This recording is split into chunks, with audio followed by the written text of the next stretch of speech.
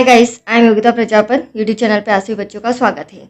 चलिए 10th class में आज मैं फर्स्ट चैप्टर स्टार्ट कर रही हूँ जिसका नाम है वास्तविक संख्याएं। इसके पहले बच्चों मैंने सेकंड चैप्टर से 7 चैप्टर तक सभी एक्सरसाइज पूरा चैप्टर फिनिश करा दिया है, ठीक है।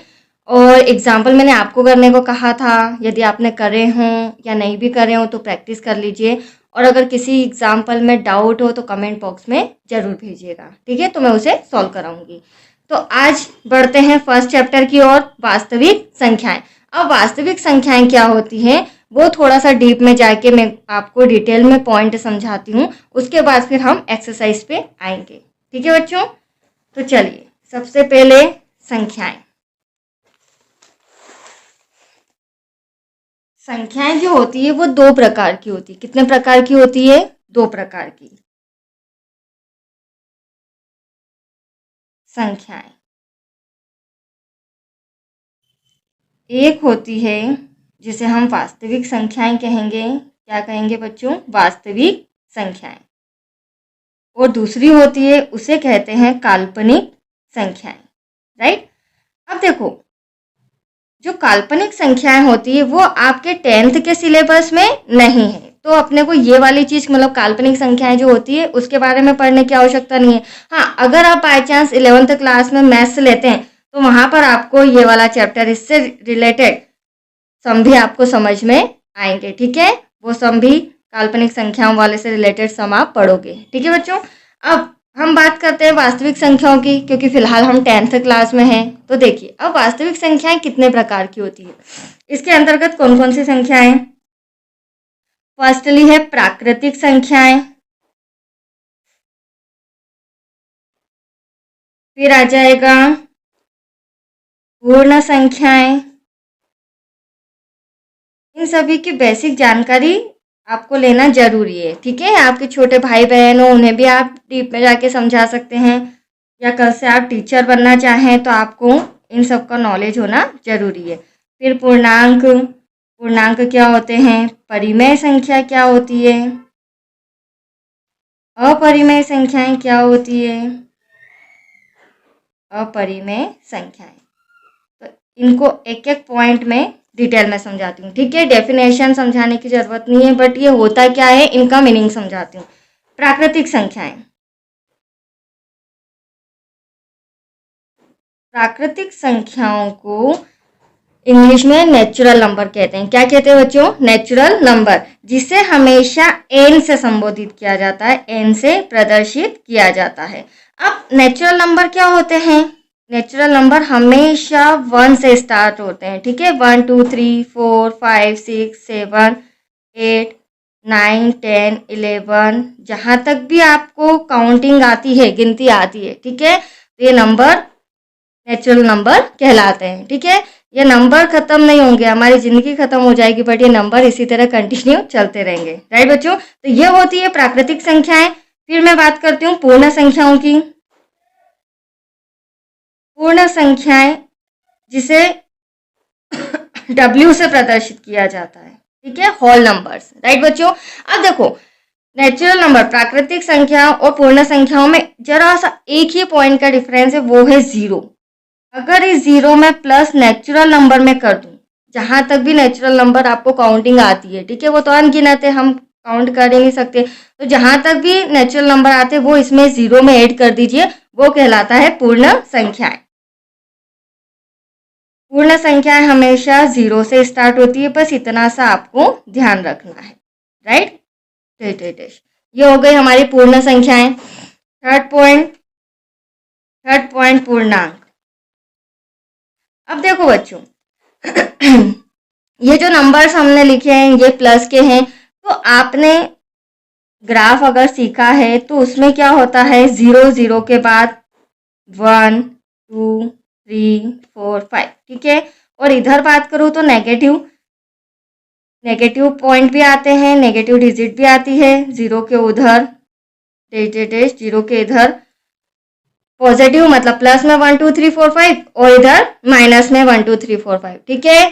तो धनात्मक डिजिट साथ में ऋणात्मक डिजिट, ये सभी क्या कहलाते हैं? ये पोजीशन पूर्णांक कहलाती। क्या कहलाती है ये कंडीशन? पूर्णांक, ठीक है बच्चों। अगला फोर्थ परिमेय संख्याएं, ये मोस्ट इंपॉर्टेंट है जो कि हमें आगे सब में पढ़ना है। परिमेय संख्या क्या होती है? ऐसी संख्याएं जो अपरिमेय ना हो वो परिमेय संख्या होती है। जहां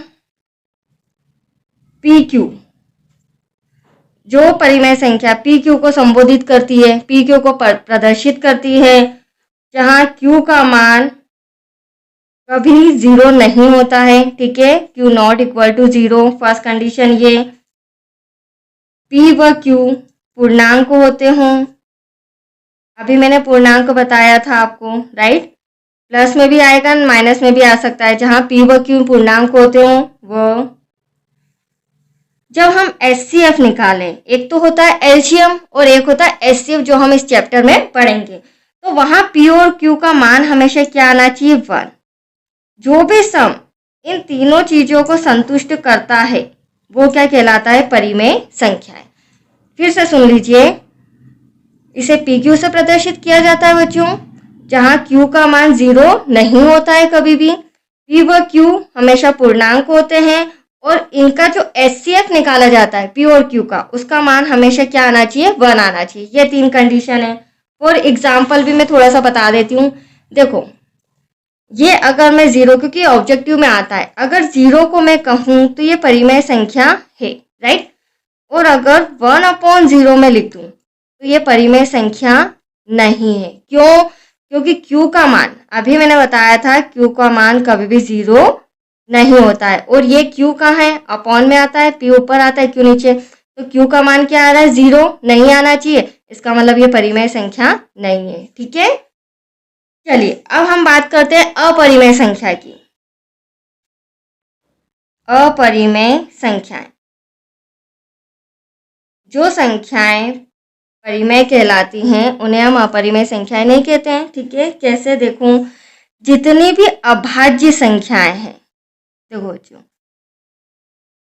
उसका वर्ग, जितनी भी अभाज्य संख्याएं जिनका भाग नहीं जाता उसी संख्या में, जैसे 2, 3, 5, 7, 11, ठीक है, इनका मैं अंडर रूट कर देती हूँ। ये संख्याएं क्या कहलाती हैं? अपरिमेय संख्याएं, क्योंकि इनका कोई डिवाइड नहीं हो सकता है, ये अभाज्य संख्याएं, राइट। एक और एग्जांपल देखिए, मान लीजिए 1.0010001, ठीक है, तो इसे मैं अपरिमेय संख्या कह सकती हूँ। ध्यान समझिएगा, इसे मैं अपरिमेय संख्याएं कह सकती हूँ क्योंकि यहाँ पे अनावृत्ति हो रही है, ठीक है। यहाँ 00, यहाँ 000, अनावृत्ति तो समझते हैं जो बार बार नहीं आता है। अगर मैं बात करूं, एक और मैं आपको चीज समझाती हूँ, क्योंकि ऑब्जेक्टिव में पूछे जाते हैं तो आपको इनका डिटेल पता हो। ये होता है बार का साइन। बार का मतलब बार बार 333, कुछ आपने डिवाइड इस तरह से किया होगा जिसमें 333 या 222 उसका सॉल्यूशन में होता है। ये क्या, कैसी कंडीशन है? ये आवृत्ति है। तो आवृत्ति को हम अपरिमेय संख्याएं नहीं कहेंगे। जैसे 33333 अनंत तक जितनी बार भी आप डिवाइड करोगे तो 333 ही आएगा, राइट बच्चों। तो इसे मैं पी और क्यू में प्रदर्शित कर सकती हूँ, तो ये परिमेय संख्याएं कहलाएगी। क्या कहलाएगी? परिमेय संख्या। बट क्यों? क्योंकि यहाँ आवृत्ति हो रही है, बार बार वही डिजिट आ रही है, और यहाँ अनावृत्ति हो रही है, तो अनावृत्ति अपरिमेय संख्याएं कहलाती है, राइट बच्चों। तो ये तो हुआ हमारा, इतना तो मैंने आपको बेसिक सिखाया है। अब जो हमारी 1.1 एक्सरसाइज है उसमें जो फॉर्मूला यूज होगा, अब आप सबसे पहले वो समझ लीजिए, वो मोस्ट इंपॉर्टेंट है बच्चों, ध्यान से समझना। एक प्रमेय का है यूक्लिड विभाजन प्रमेय, जिसमें पूरा हमारा 1.1 एक्सरसाइज लिखा हुआ है, ठीक है। अगर यह आपने मेरे से अच्छे से समझ लिया तो डेफिनेटली आपको सब में प्रॉब्लम नहीं होगी। यूक्लिड विभाजन प्रमेय से, अब देखिए यूक्लिड विभाजन प्रमेय क्या होता है।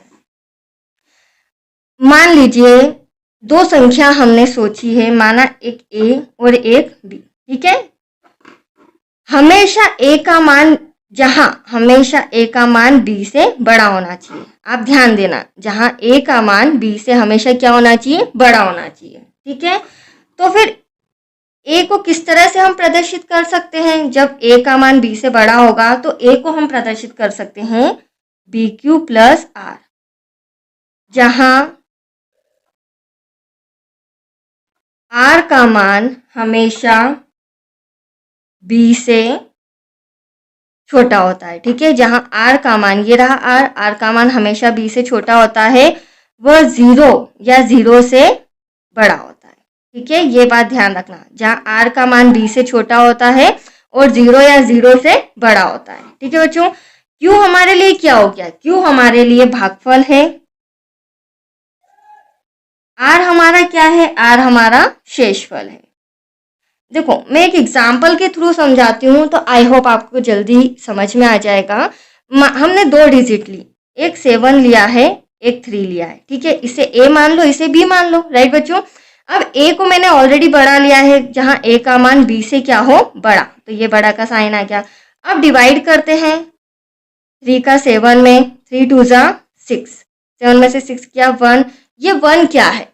ये 1 हमारा R हो जाएगा। क्या हो जाएगा? R। और ये Q क्या है? ये 2 क्या है? 2 हमारा Q हो जाएगा। ठीक है, इस तरह हमें आगे, ये क्यों समझा रही हूँ? क्योंकि इसी तरह से, इसी प्रोसेस से हमें आगे 1.1 के सम सॉल्व करना है। ठीक है बच्चों, अब देखो, अतः अब इस सम को, छोटे से को मैंने आपके सामने सॉल्व किया है, तो यूक्लिड विभाजन प्रमेय क्या कहती है?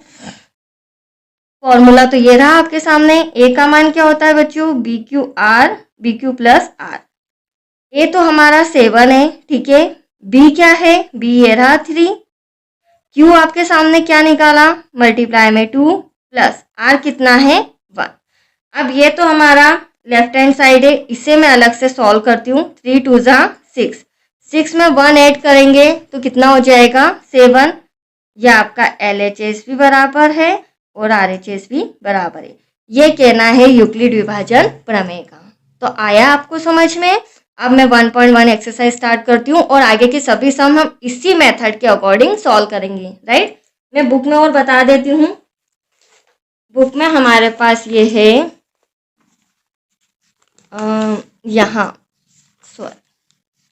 ये तो हमारी 1.1 एक्सरसाइज आ गई है। ये देखिए, यूक्लिड विभाजन प्रमेय का यहाँ पर लिखा है। अगर आप कॉपी में नोट करना चाहे तो नोट कर लीजिए। A equals to B Q plus R, जहाँ आर का मान बी से छोटा और 0 या 0 से बड़ा होता है। राइट बच्चों, तो चलिए स्टार्ट करते हैं एक्सरसाइज 1.1। चलिए, क्या कहना है? निम्नलिखित संख्याओं का HCF ज्ञात करने के लिए, अब हमें HCF ज्ञात करना है। एलसीएम तो आपने पहले भी सीखा है, अब देखना HCF किस तरह से सॉल्व किया जाता है। सॉल्व करना है, बट मेथड क्या दिए? यूक्लिड विभाजन एल्गोरिथ्म का प्रयोग कीजिए। तो अभी जस्ट मैंने आपको यूक्लिड विभाजन बताया था। ठीक है, उसी मेथड के अकॉर्डिंग हम इन तीनों सम को सॉल्व करके आंसर लाते हैं। तो करें स्टार्ट। चलिए, एक्सरसाइज 1.1 क्वेश्चन नंबर फर्स्ट का फर्स्ट क्या दिया है हमें? फर्स्ट नंबर का क्वेश्चन 135 व 225। अब देखो बच्चों, यहाँ 225 बड़ा है इससे, 135 से। तो छोटा सा मैं ए और बी लिख देती हूँ। ये ए हो गया, ये बी हो गया। अतः यूक्लिड विभाजन प्रमेय से, चलिए यहाँ पे अब मेरे साथ समझते जाइए हमें क्या करना है। सबसे पहले हम लिखेंगे चरण फर्स्ट। क्यों लिखेंगे वो भी अभी आपको मैं समझा दी जाती हूँ। 225 इक्वल्स टू 135। अब देखो, हमें रफ में साइड में इनका एलसीएम लेना है। क्या करना है? एलसीएम 225। अब देखिए 135 है, अगर इसको 2 टाइम करूंगी तो 225 से बड़ा हो जाएगा। राइट, तो इसे वंस मोर ही करते हैं। 135, 5 में से 5 0, 12 में से 3 तो बचा 9, कैरी लिया, कैंसल। अब ये हमारा क्या हो जाता है?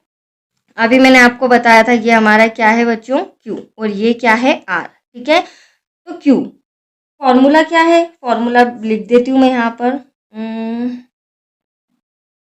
A equals to B Q plus R. ठीक है, तो Q हमारा क्या हो गया? मल्टीप्लाई बाय 1, ये रहा Q, प्लस आर क्या हो गया बच्चों, आर ये रहा 90। Any doubt? ये फर्स्ट चरण कंप्लीट हो गया। अब मुझे तब तक इसका डिवाइड करना है जब तक कि मेरा आर 0 ना आ जाए, राइट। अब चरण सेकेंड, अब हम क्या लेंगे, अब हम लेंगे 135 और 90, इन दोनों के बीच डिवाइड करेंगे। 135 बड़ा है, देन 90 यहाँ आ जाएगा, ठीक है। अब देखिए 90 का 135 में डिवाइड करते हैं, 9 टू ज़ा बड़ा हो जाएगा, 9 टू ज़ा 18, तो वंस मोर ही करेंगे बच्चों। 90 माइनस करेंगे 5, 12 में से 3 जाएगा तो 4। अब यहाँ पर ये मेरा क्या है, आर, ये रहा आपके सामने, ये है क्यू मल्टीप्लाई बाय 1 प्लस क्या है 45, ठीक है। ये मेरा आर आ गया, फॉर्मूले के अकॉर्डिंग मैं समझाती जा रही हूँ। वापस से चरण 3 लेना पड़ेगा, क्यों, क्योंकि हमारा आंसर अभी एक्चुअल में आया नहीं। अब हम करेंगे मल्टीप्लाई 90, सॉरी डिवाइड 90 और 45 के बीच, ठीक है।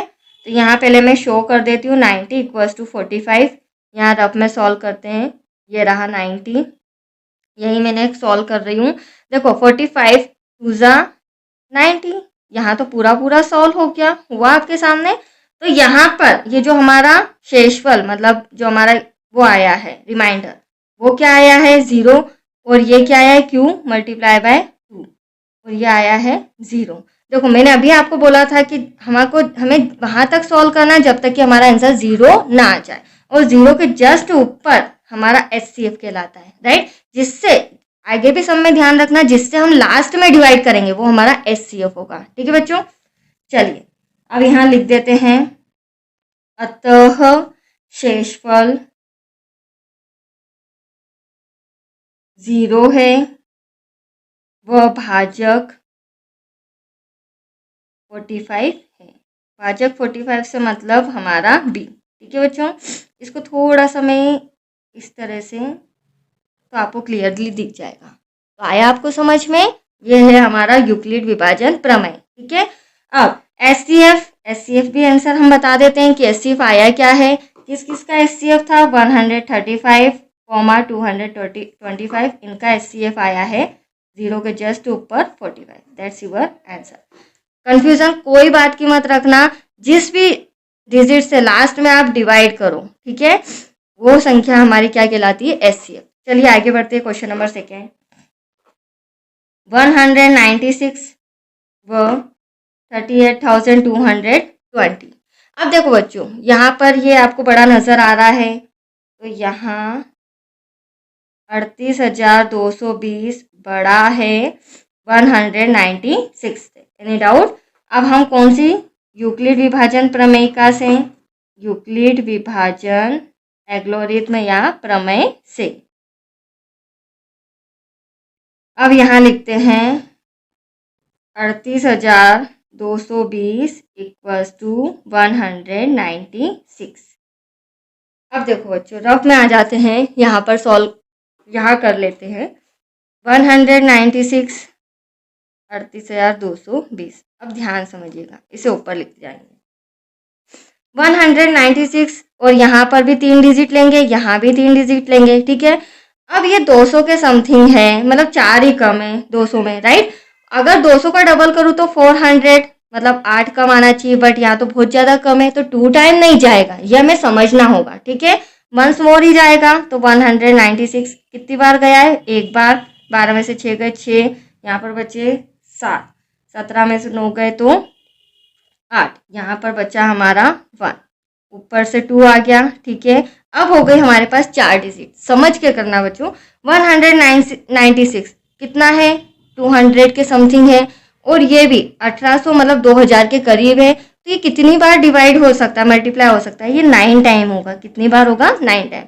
9 6 हो जाएगा आपका 54, फिर ये आया 5, 9 9 81, 81 और 5 हो जाएगा 86, कैरी आया 8, 9 1 9, 9 और 8 कितना हो जाएगा 70। ये देखिए गया पूरा 9 टाइम। सॉल्व करेंगे, 12 में से 4 गया 8, यहाँ पर फिर कैरी ले लिया, यहाँ लेस करेंगे तो आपका 15 में से 9 6 गया 9 बचा, क्रॉस क्रॉस ऊपर से आया 0, एटलीस्ट आपको बेसिक चीज़ तो आती है, बट फिर भी मेरा तो फर्ज है पूरी तरह कराना, ठीक है। अब यहाँ पर वही हमारा 200 के समथिंग, 200 के समथिंग है, और ये 1000 के समथिंग है। तो 200 में के समथिंग है तो 5 टाइम जाएगा इजीली। कैसे? देखो 5 6 30, कैरी आया 3, 5 9 45, 45 में 3 ऐड करोगे तो 48, फिर बचा हमारे पास 4, 5 1 5, 4 4 9।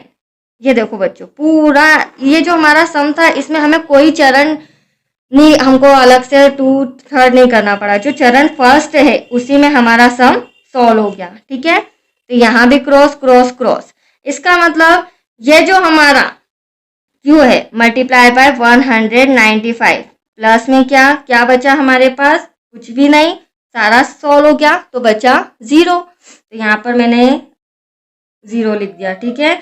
अच्छा, अतः या चूंकि शेषफल 0 व भाजक 196 है। ये रहा भाजक, इसे भी मैं इस तरह से, तो आपको इजीली समझ में आ जाएगा, ठीक है।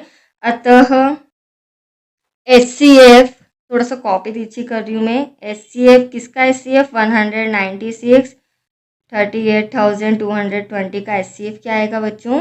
195, क्योंकि ये एक ही बार में पूरा सॉल्व हो गया है, तो आ जाएगा हमारा HCF इक्वल्स टू 195।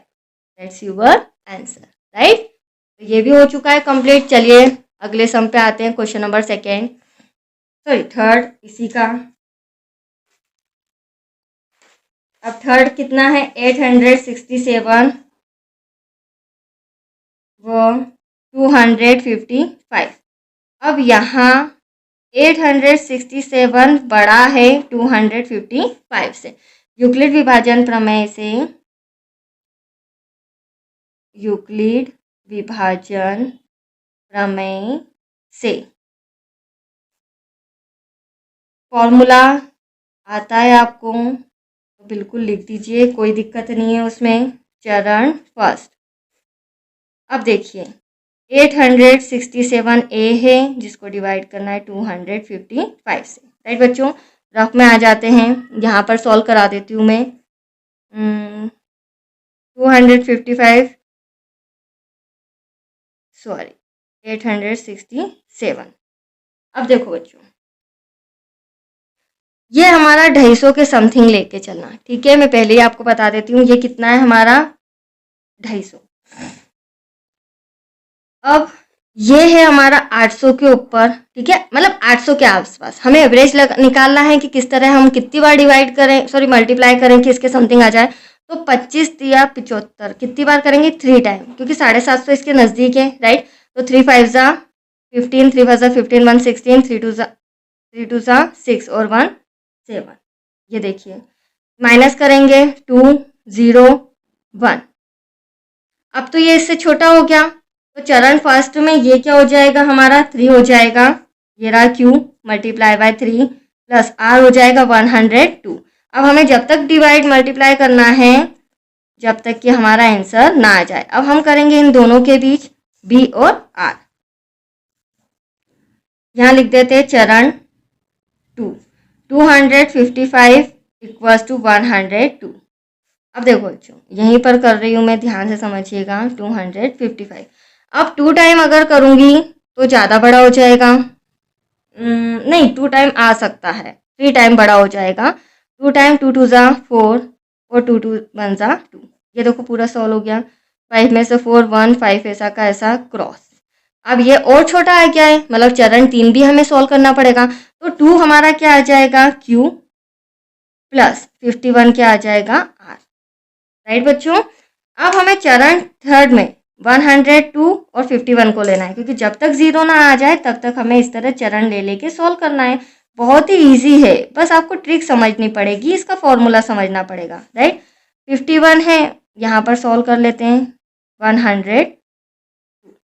अब ये तो बहुत इजी हो गया, ये तो आपका डायरेक्टली चल जाएगा। 51 2 102, 2 1 2, 2 5 10। मैंने 0 पहले ही लगा दिया। 2 1 2, 2 5 10। Cross cross cross.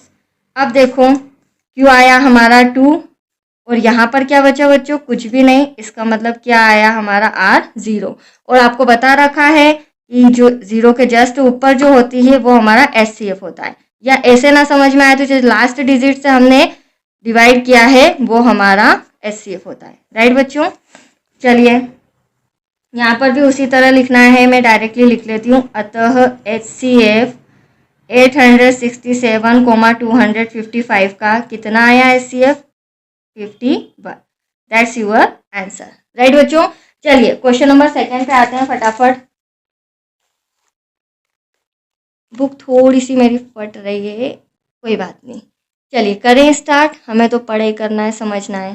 Question number 2, दर्शाइए कि कोई भी धनात्मक विषम पूर्णांक 6q+1 या 6q+3 या 6q+5 के रूप का होता है जहाँ q कोई पूर्णांक हो। ठीक है, मोस्ट इंपॉर्टेंट है 2 नंबर का, फर्स्ट भी इंपॉर्टेंट था। अब आप ध्यान से समझिएगा, 2 नंबर का सॉल्व करा रही हूँ, फिर से पढ़ देती हूँ। धनात्मक विषम पूर्णांक क्या है, धनात्मक विषम पूर्णांक ये 3 कंडीशन है, इन्हें हमें सिद्ध करके बताना है। ठीक है, और q क्या है, एक पूर्णांक है, उन्होंने क्लियर बोला है। तो चलिए क्वेश्चन नंबर 2 यहाँ सॉल्व करते हैं। बहुत ही अच्छा सम है, क्वेश्चन के अंदर ही हमें समझना पड़ेगा। देखो छोटा सा लॉजिक है। सबसे पहले मैं बता देती हूँ, यूक्लिड विभाजन आप समझते हैं, प्रमेय का क्या होती है, एक वस्तु BQ+R। अब देखो हमें सम के अंदर क्या दे रखा है, 6q+1, 6q+3, 6q+5। तो सबसे पहली बात तो यहाँ q तो चलो कोई डिजिट नहीं क्योंकि एक पूर्णांक है, हमें मानना है। ठीक है, R 1 3 5 है, बट ये जो 6 है यहाँ से कैच करना, ये 6 क्या है, B, मतलब B की जगह पर क्या आ गया, 666। तो देखो अब इसको किस तरह सॉल्व करते हैं। पहले तो हम लिखेंगे माना कि A जो है एक विषम पूर्णांक है जो 6 से बड़ा है। अभी मैंने समझाया था, हमने B को क्या माना, 6, तो ऑलरेडी A जो होगा वो 6 से बड़ा होगा। राइट बच्चों, अर्थात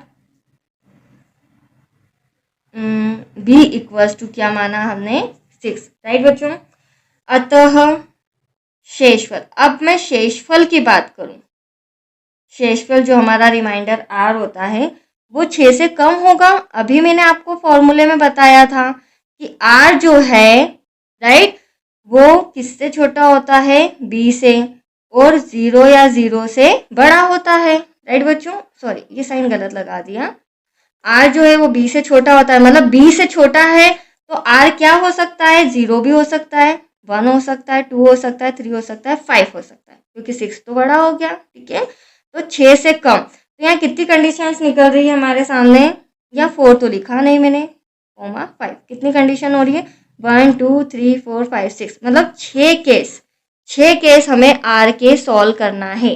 इसका मेन उद्देश्य यही है। ठीक है, अब हम लिखते हैं किसके माध्यम से हम सॉल्व करेंगे, यूक्लिड विभाजन प्रमेयिका से। अब देखिए बच्चों, B इक्वल्स टू क्या होता है, सॉरी A इक्वल्स टू क्या होता है, BQ+R, इक्वल्स टू यही होता है। अब देखो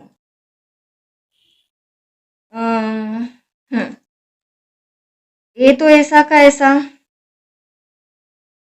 6q+R की जगह में क्या ले लेती हूँ, पहले 0 यहाँ लिख लेते हैं केस फर्स्ट, क्योंकि हमें कितने 6 केस सॉल्व करना है। केस फर्स्ट, जहाँ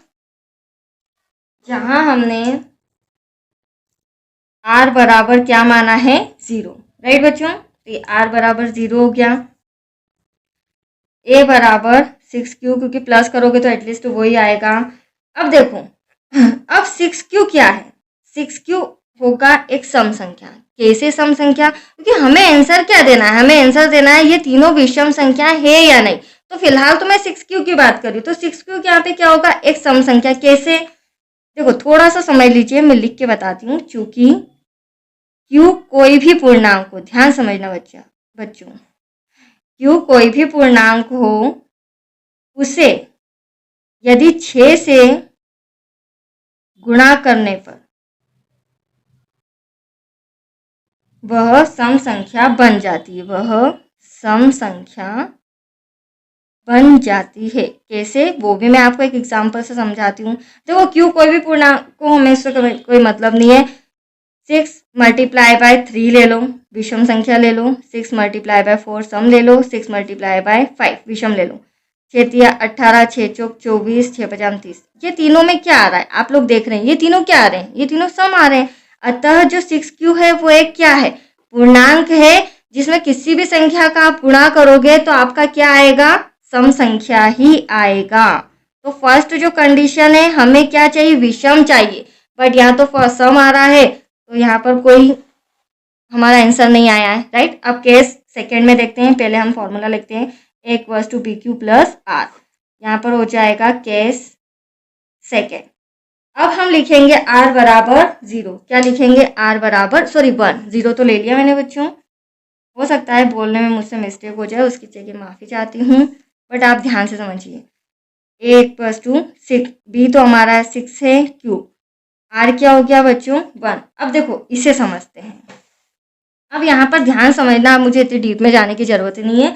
6 जो है वो आप देख रहे हैं सम है, और 1 जो है वो क्या है, विषम। तो सम विषम, यहाँ पर तो सम विषम से क्या आ रहा है, सम सम सम संख्या आ रही, बट यहाँ पर क्या है, सम प्लस विषम। क्या होता है, जब हम प्लस और माइनस करते हैं तो हमारा माइनस में आंसर आता है, ठीक है। तो यहाँ पर सम प्लस विषम क्या होगा, विषम संख्या आएगी। क्या आएगी, विषम। देख रहे हो आप, 6 में 1 जोड़ूंगी तो मैं 7 हो जाएगा, इसलिए इसको इक्वेशन नंबर फर्स्ट मान लेते हैं, ठीक है। अभी इक्वेशन मान के रखना कि हमें विषम संख्या मिल चुकी है।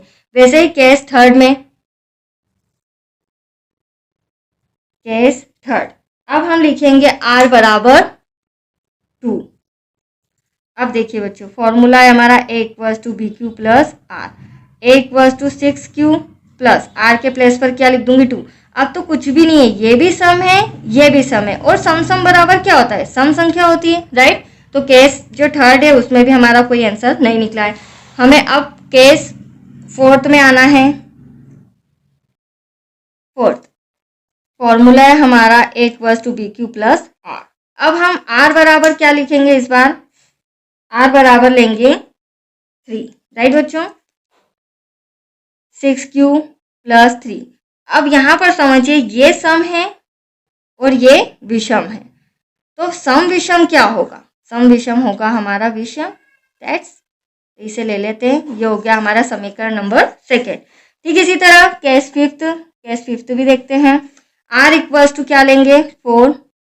इस बार r हमको 4 रखना है। a equals to B Q plus R, ऐसा का ऐसा 6Q, r के प्लेस पर 4 आ जाएगा।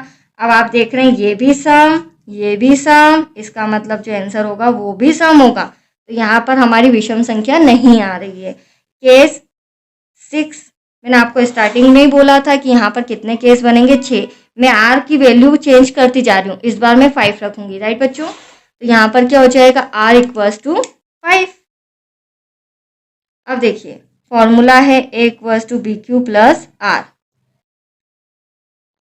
6Q प्लस में r की प्लेस पर 5। तो यहाँ तो आप समझ ही गए होंगे, ये सम है और ये विषम। हाँ, जो मैंने पूर्णांक की बात की थी वहां पे सम विषम सब चलेगा, बट r मेरा विषम आएगा तो ही वो मेरा आंसर कहलाएगा, ठीक है। तो आप कंफ्यूज मत होना, पूर्णांक जो q है वो सम भी हो सकता है, विषम भी हो सकता है। पॉइंट की बात यह है कि जो r है वो अगर विषम आ रहा है तो वो आपका आंसर आ सकता है, ठीक है। तो चलिए अब समीकरण, अब यहाँ लिखना पड़ेगा 3। मैंने 5 कंडीशन सॉल्व की है आपके सामने, जिसमें 3 जगह विषम आ रहा है। एक तो ये विषम आ रहा है, ये तो सम है बच्चों। यहाँ पर भी ये विषम आ रहा है आपके सामने, यहाँ पर सम और यहाँ पर विषम। अब देखिए समीकरण 1, 2 व 3 से स्पष्ट होता है कि सभी धनात्मक विषम पूर्णांक 6Q प्लस 1, 6Q प्लस 3, ये रहे आपके सामने जो मैंने सॉल्व किए हैं, 6Q प्लस 1, 6Q प्लस 3 एवं 6Q प्लस 5 के रूप में होता है। ये देखो विषम पूर्णांक आ गए बच्चों आपके सामने। That's your answer. हमें यही सिद्ध करना था जो आपके सामने सिद्ध किया है। ठीक है, अब एक छोटा सा क्वेश्चन और है 3rd नंबर का, वो और मैं समझा देती हूँ आपको। चलिए, बहुत ही अच्छा क्वेश्चन है, इंपॉर्टेंट भी, ध्यान समझिएगा। देखो क्या कहना है, क्वेश्चन नंबर 3rd।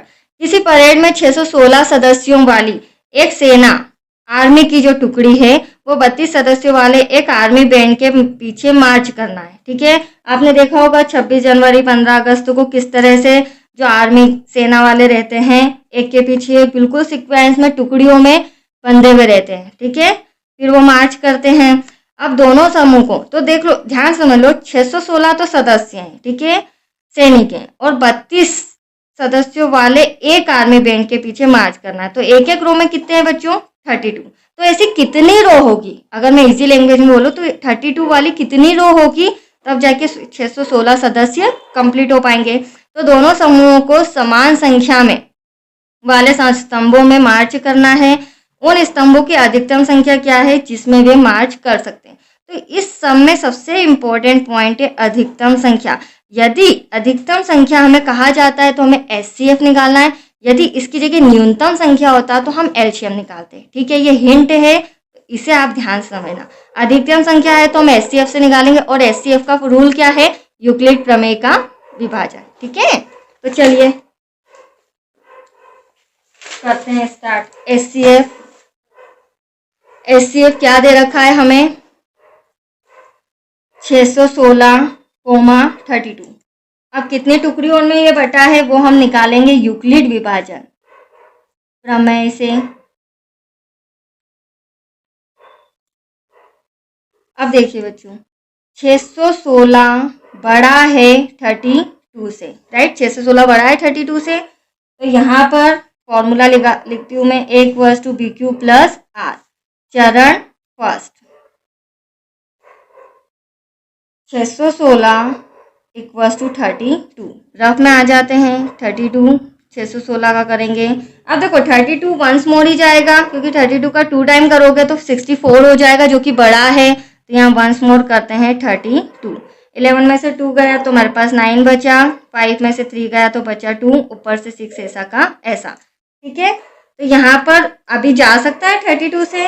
अब यहाँ पर देखो 30 है, मतलब, और यहाँ 300 के समथिंग है, तो 30 और 300 सेम मिल रहा है 10 टाइम, तो कम से कम 9 टाइम तो जा ही सकता है। हम ऐसा एवरेज लगा सकते हैं, राइट बच्चों।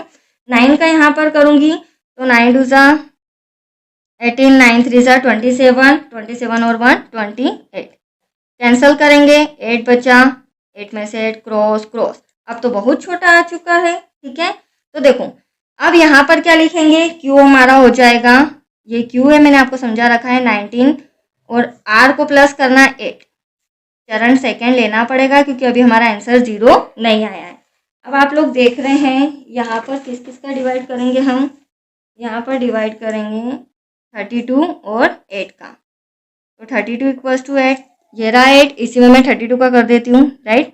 अब 8 के टेबल में तो 32 कितनी टाइम, 4 टाइम आता है। That's your answer. Cross multiply by 4 + 0, और 0 के जस्ट ऊपर हमारा जो रहता है वो हमारा एचसीएफ होता है। क्या होता है, एचसीएफ। अतः एचसीएफ 616,32 का कितना आएगा बच्चों, 8। ठीक है, क्योंकि हमारा पूरा सॉल्व हो चुका है और 0 आया है, 0 के जस्ट ऊपर क्या है, 8, जिससे हमने लास्ट में डिवाइड किया था। बस इतना सा हिंट अगर आपने याद रखा तो आपका ये एचसीएफ आंसर इजीली आ जाएगा, राइट। तो कितनी टुकड़ियां हुई, 8 टुकड़ियां, यहाँ लिख देती हूँ मैं। कितनी टुकड़ियों में 616 सदस्य डिवाइड होंगे, ऐसी 32, 8 टुकड़ियां होंगी। दैट्स यूर आंसर, राइट बच्चों। तो चलिए आज के लिए इतना ही। जो 2 सम हैं वो मैं कल वीडियो में समझाती हूँ। आज आप इतने सम की प्रैक्टिस करते रहिएगा, राइट बच्चों। और प्लीज़ लाइक शेयर ज़रूर कीजिए, और डाउट हो तो कमेंट बॉक्स में ज़रूर भेजिएगा, आपके हर सवाल का जवाब मैं दूंगी, राइट बच्चों। Thank you.